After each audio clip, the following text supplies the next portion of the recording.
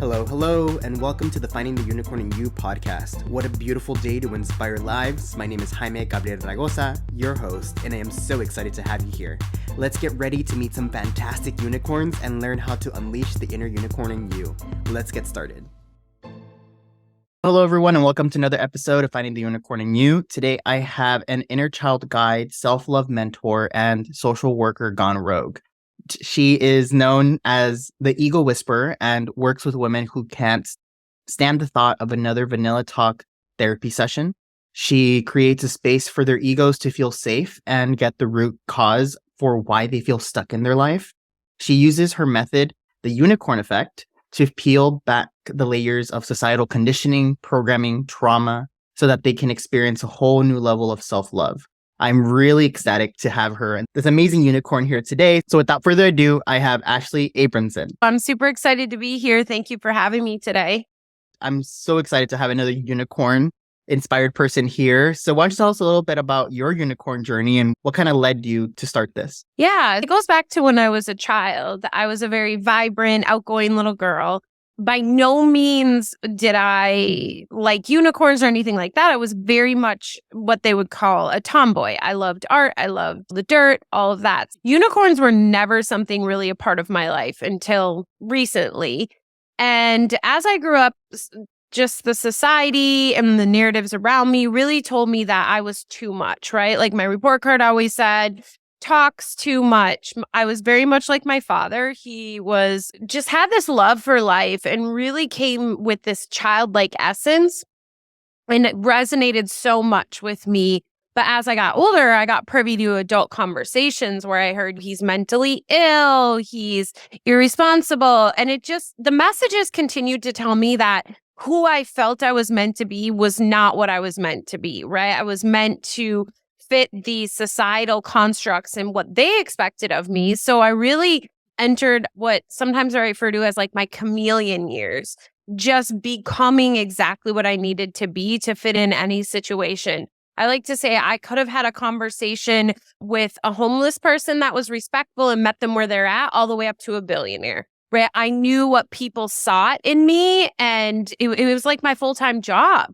But it was really exhausting. And in high school, I would switch friend groups very regularly. And it was not because I was like the friend that was friends with everyone. Instead, it was I didn't know where I fit in because I wasn't even being who I was. So it was this back and forth. And at 17, I attempted to take my own life and was almost successful. And doctors say it was a miracle why I lived. And at that point, I was like, oh, I've got to dedicate my life to others. Like, I am unworthy of being here, so I must only be here for someone else. And that was a really unhealthy way to live. I lived that way for a very long time. I met my ex-husband. I met my son I adopted and really felt that I was kept here to take care of them. Because 6 months after my attempt that I was unsuccessful, my father was successful. He took his own life. And at that point, it was just the nail in the coffin. Like, we could not go back to that little girl we locked up a long time ago because we've already tried this. It didn't work. And now we're seeing how that can play out.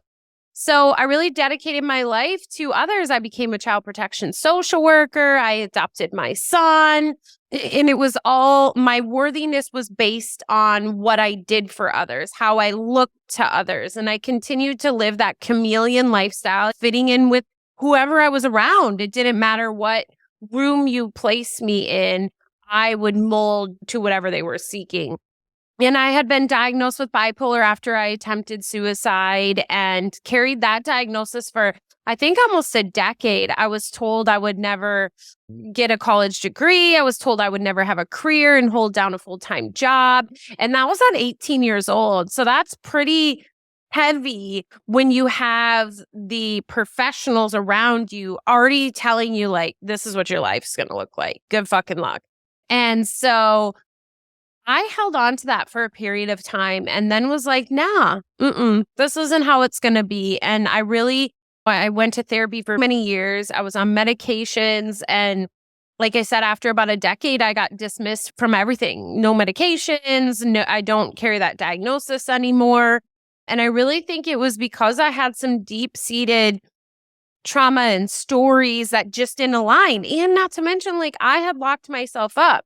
So moving out of that was a big piece was mindset work as well. I did a lot of mindset work and meditation and what I call like the icing on the cake, very surface level, and was doing great until all of a sudden at 32 years old, I was getting a divorce. So though I had conquered walking out of that diagnosis of bipolar and really getting to that stabilized place, it was done through, there was some definite deep work, but a lot of the maintenance was just mindset, meditation, personal development, working out. And what I found is that there was a lot of things I had avoided that were deep-seated trauma. And one piece was getting back in touch with my inner child, really being the parent she needed to fully step into that little girl that I had locked up so long ago.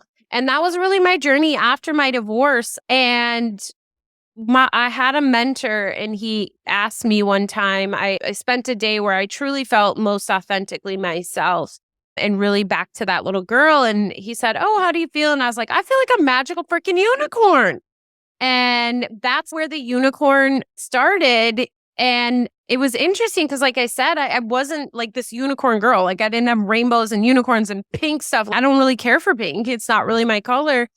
And the reason why I think that came about is unicorns are these magical, mystical creatures we're told that we can only dream of and we can never actually meet. And thinking of at least my story and a lot of my clients' stories, as I grew up, I was told that my most authentic self is not meant to be seen, is meant to be locked up. And I'm here to say, no, you are meant to be seen as your most magical unicorn self. And in that process, then we get what I call the unicorn effect. So it's like the butterfly effect, where a butterfly can flap its wings so many on the other side of the country and cause a tsunami. Well, when you are standing in your authenticity and know truth and really coming from this place of love and forgiveness, the impact you have is astronomical, and you can't even fathom what you are doing in that moment. But I promise you, you are changing everyone. So yeah, that's really my journey here. I started my business then. My business is called The Unicorn Effect. I just didn't want another woman to not have the opportunity to feel this level of unconditional self-love.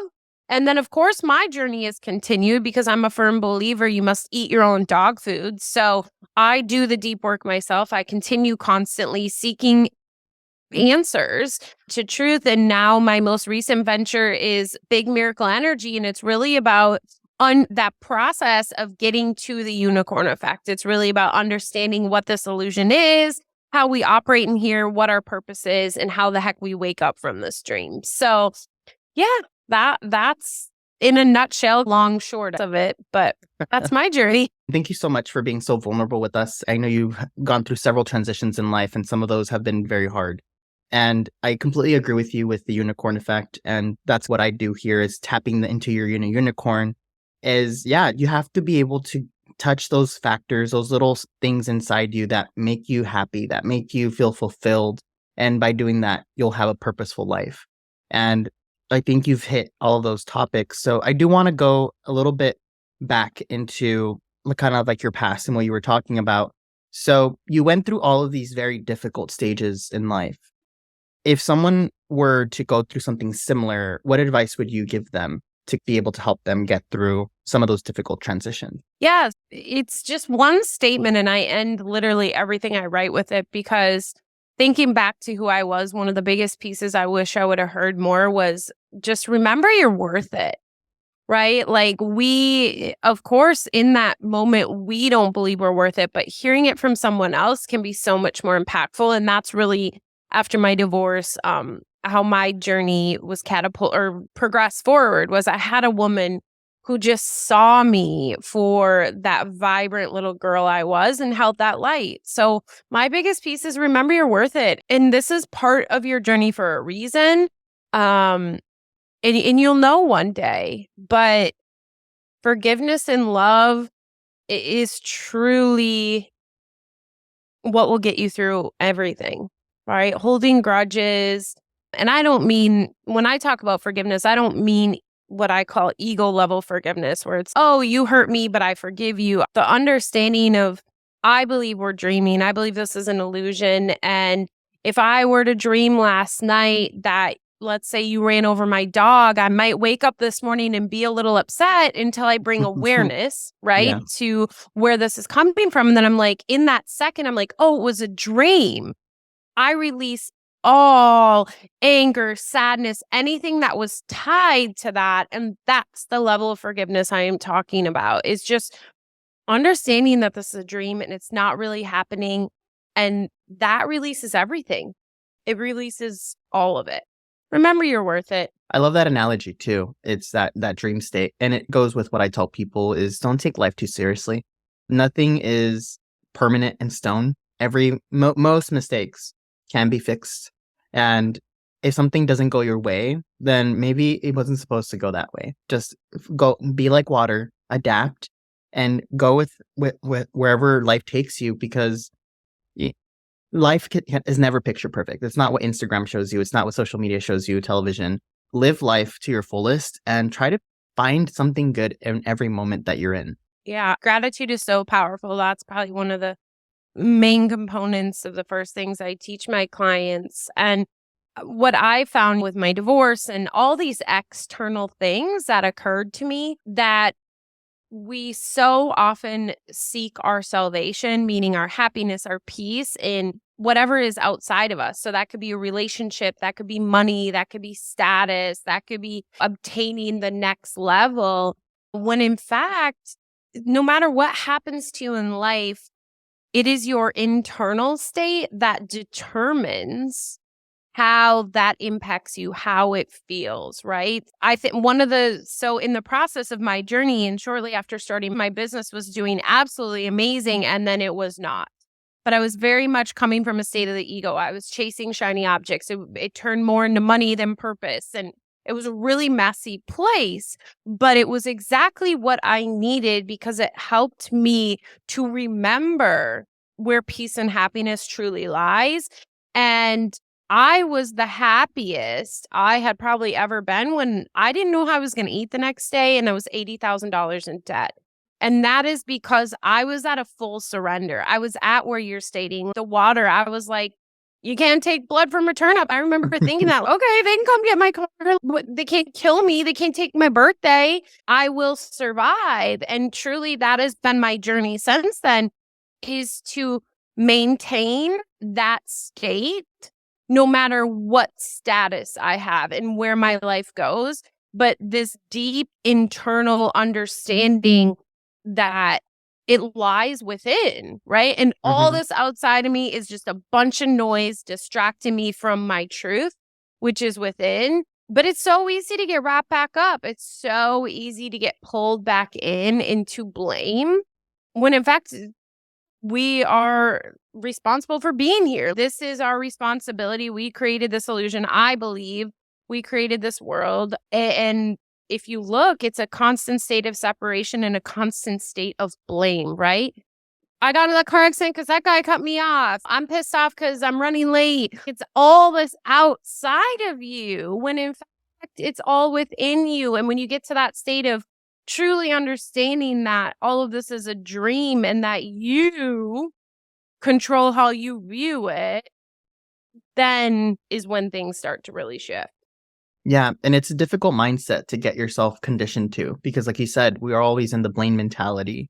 And I try to work myself through it as much as possible, but it can get very difficult. Like you said, especially if you're having a bad day, it's a trickle effect and it starts adding on and adding on. And if you don't catch yourself, it gets to the point where this big snowball is running down the mountain and you're like with all these negative feelings, just like pushing you further down the hill. But it just takes that little, okay, let me take a breather. What's happening is happening.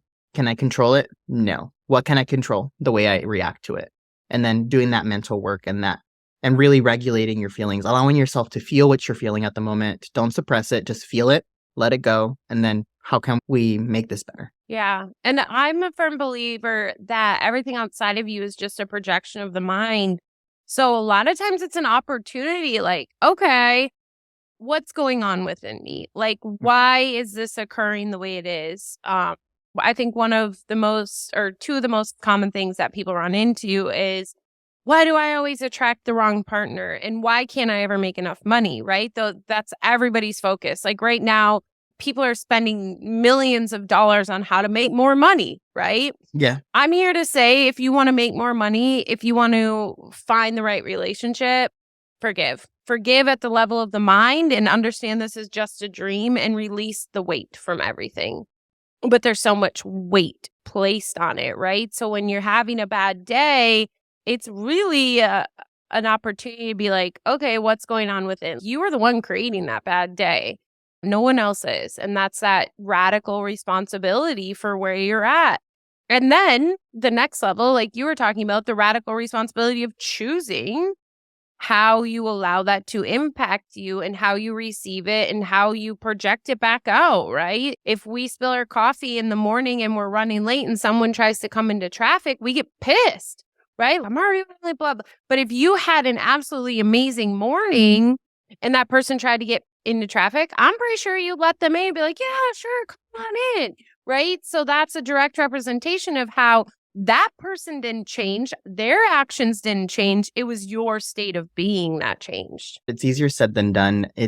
You definitely have to be open to it and you have to be willing to do that change, because if not, I've seen people get stuck in that negative loop and refuse to get out. No matter what reasoning you give them, no matter what advice you give them, they always find a way to, I would say, be a downer.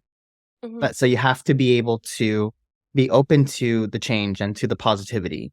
And I want to shift a little bit into your inner child guide. So I think that has a lot to do with it, being happy with yourself. So can you talk a little bit about that? Yeah. So what that really is, so sometimes people think inner child work is about going back and digging up stuff that happened forever ago and rehashing it and healing it. But I'm a firm believer that healing happens in the present, period. No ifs, ands, or buts. There is no such thing as past. There is no such thing as future. All that we have is the present and how the past and the future impact us in the present moment. So when I talk about being the inner child guide, it's really that inner child was the closest you were to, well, your authentic self, right? In this lifetime, the pure, curious, doesn't take no for an answer type state. So the biggest step is to get back to that. But what you have to do is in the moment, become the parent for that little girl or little boy that's still within you in whatever is occurring. And what happens is in the moment when you forgive at that highest level, it doesn't matter. It heals the past and it heals the future at the same time. So, and it's so much easier for people to view it in that way. The healing and the forgiveness is like, if you had a small child that you really cared about and they were in the same situation, what would you tell them to do? Right? That's what being a parent to your inner child is, right? They wouldn't say sacrifice your happiness for everyone else's. They wouldn't, say do something that you don't want to do. That is what I'm talking about, is in the moment making decisions that you would make if you were a parent of a child, because you have an inner child in you. Like we have all those ages within us because we're children. We're just overgrown children that are unsupervised and now need to rely on ourselves for our own necessities. Yeah, I agree. It's being that parent that you maybe never had. So not always doing what your parents did, but the way that you wish they did, and really listening to yourself. And I think that's one of the most difficult parts is, what do I need? And is that voice that I'm listening to someone else? Is his opinion that told me that I need this? Or is it something that I truly want? And I think it's really listening, sitting down, meditating, whatever it may be, to, like you said, be in the moment. Because a lot of us tend to say, it's because of this and this that I'm not happy. But what's stopping you right now? That's not currently happening to you. So how can we move past that? And I completely agree in that aspect with you. Right. Well, and technically, if you're looking at this as a dream state, it never happened to you. That's a whole nother level of understanding. And a lot of work comes before that, right? And that's really what you're talking about, is unpacking the societal programming and the layers that are keeping you from your own answers within. And I like to say that curiosity didn't kill the cat, it saved the cat. And my mentor actually says it gave it 9 lives. Mm-hmm. And that's the truth, right? My biggest advice to anyone who is starting this journey is just start getting aware. Start asking yourself about the simplest things of, why do I do this? Do you wear your shoes in the house? Do you not wear your shoes in the house? Why? What, did you consciously make that decision, or is it because that's how it's always been? So it's when you start to unpeel the layers like that, again, there is no level of hierarchy, right?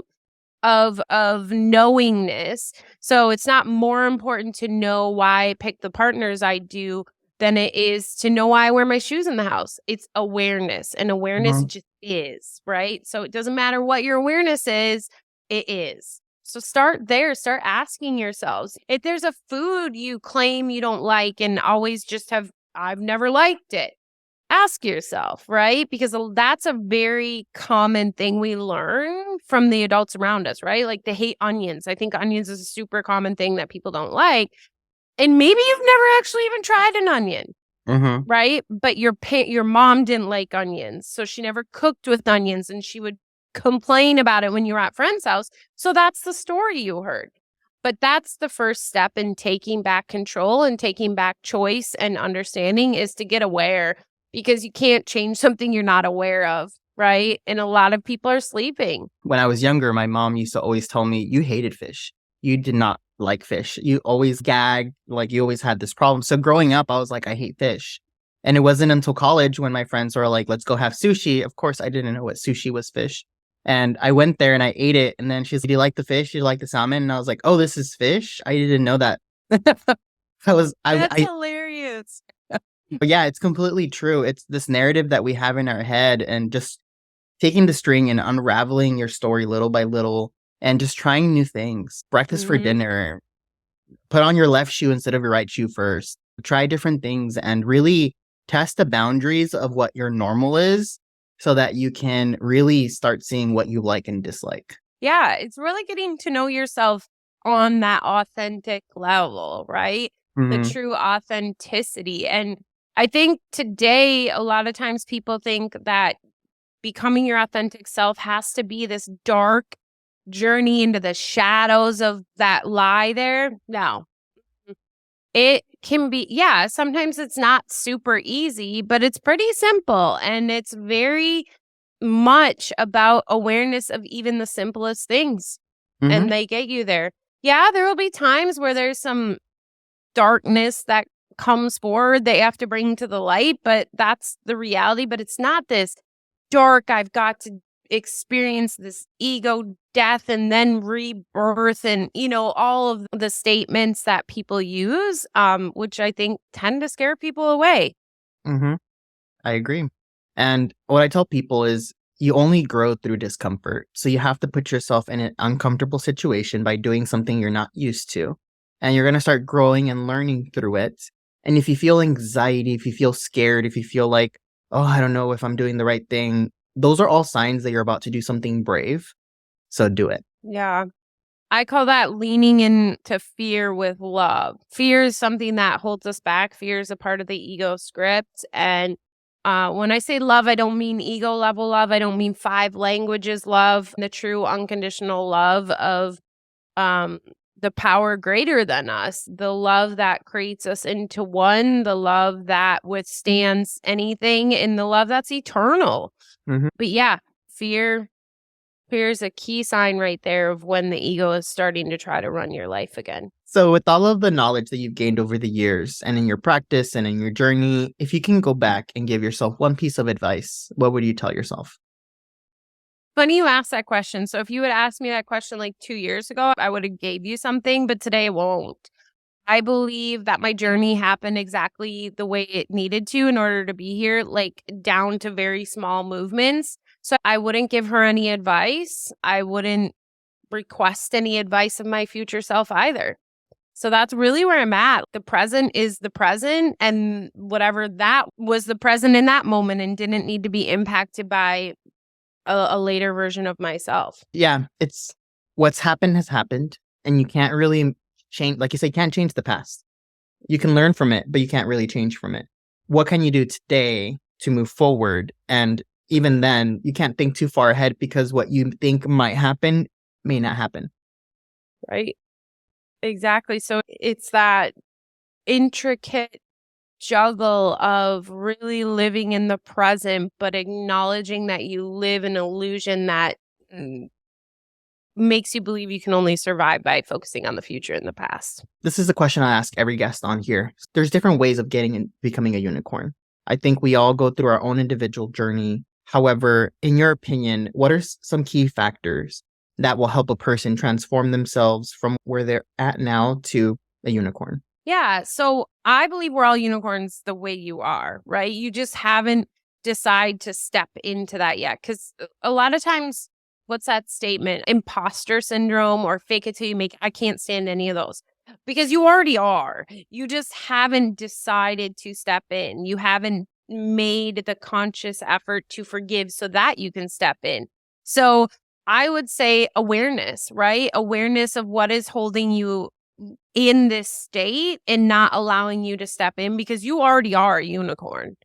You're just choosing not to show up that way, right? And reminding yourself everything is a choice. My clients, so that's a common discussion we have because it takes us back into that victim mentality, but it's not like a glaring victim mentality, right? Like tax time was recently here in the States and everybody's, oh my God, I have to do my taxes. You don't have to do your taxes.